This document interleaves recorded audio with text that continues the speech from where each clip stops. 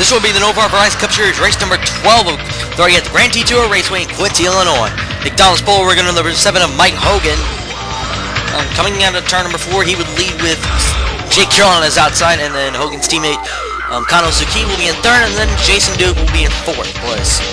As you're going to see, Hogan will instantly go to the outside as Kano Suzuki will attempt to make a pass. However, the first caution fly on lap 1.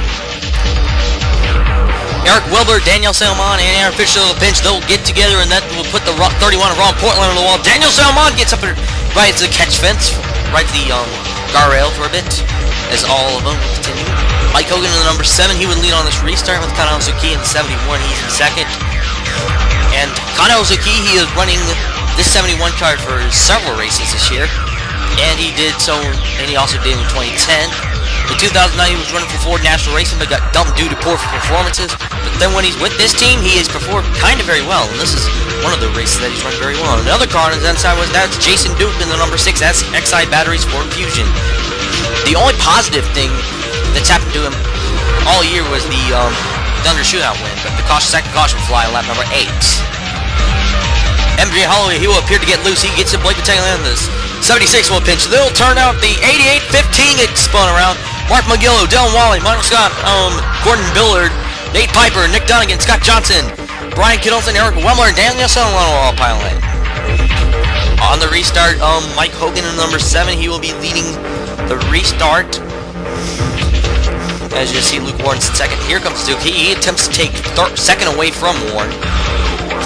But then there would not be any drama until about lap 18, where Luke Warren, he will go in past the 7 car for the race lead. Because there he goes. He goes down. Warren's going to go to the inside. And then he's going to complete the pass in turn number 1 as the preferred line is down on the inside. But then, and you see Blake Battalion and Jason Duke getting at it. And then Warren will get to the lead. Caution 3 will fly lap 24. Cody White, Nick Dunnigan, Eddie Johns will push into Cody White and Nick Dunnigan. They go down, and the 22 will come back up, gets to the 31, and the 24 goes barrel rolling. Shane Harden gets collected, and Mark Mungillo, James Wilson Jr., they are collected.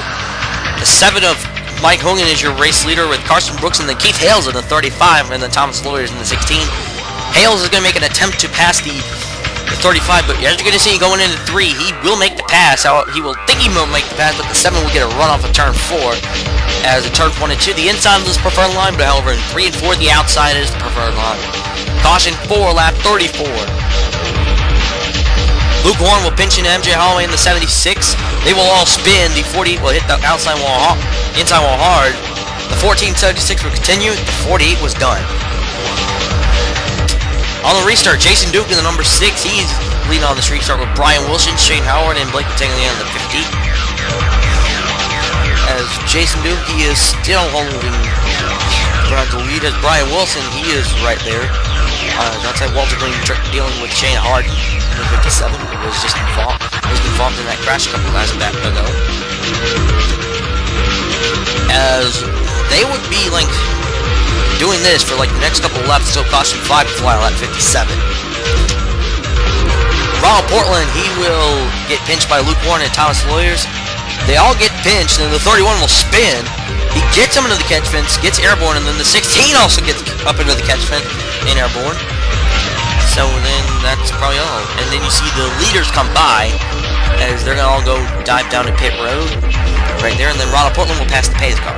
Jason Duke in the 6, he will lead on the restart with Brian Wilson and Shane Howard, and the top 5 have actually been the same as the last restart, since I believe they were running single file for most of that run.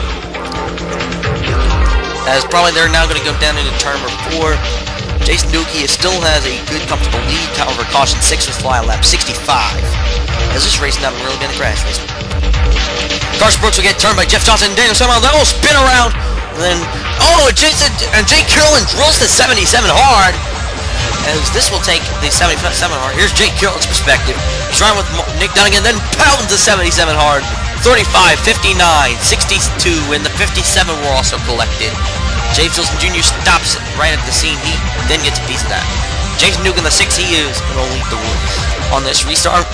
And The only difference is that Walter Green is now in 4th, and Battaglia has fell to 6th on there. As here's the lead about at least halfway, and it's about at least 1 second, as we have gone since lap 65 on the green flag run. However, that run will end at lap 172 when the caution came out for the final time today. While Portland, he will get clipped by Josh Mertz. The 31 will come and spin up and then come back. He will go and do a barrel roll and then gets hit by Sean McDowell and does a crazy breakdance down the straightaway. The 31 will be done. The 00 was also done as well. Shane Howard would finally emerge as the race leader. First time since, I believe, early in the going since Mike Hogan was the race leader.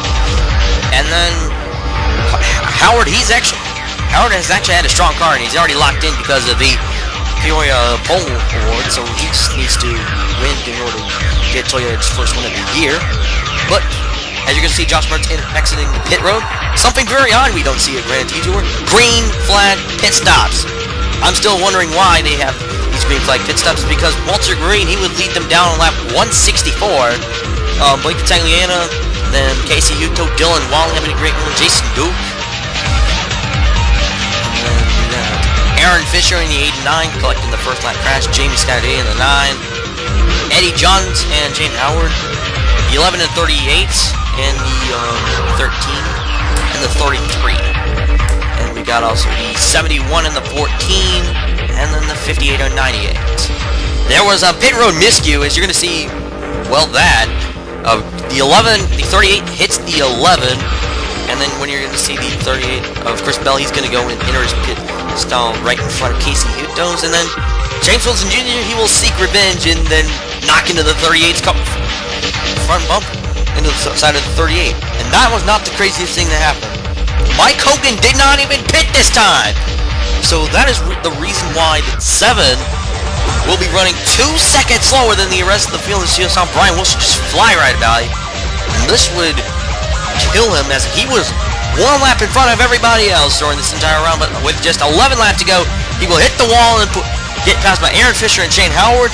Howard was the race leader. Fisher was going a lap down. And Shane Howard, from that point on, he had a strong car that showed it. And coming out of turn 4, the number 03 Miller Lite Toyota of Shane Howard will win his first career NOVAR Verizon Cup Series race at Grand Detour.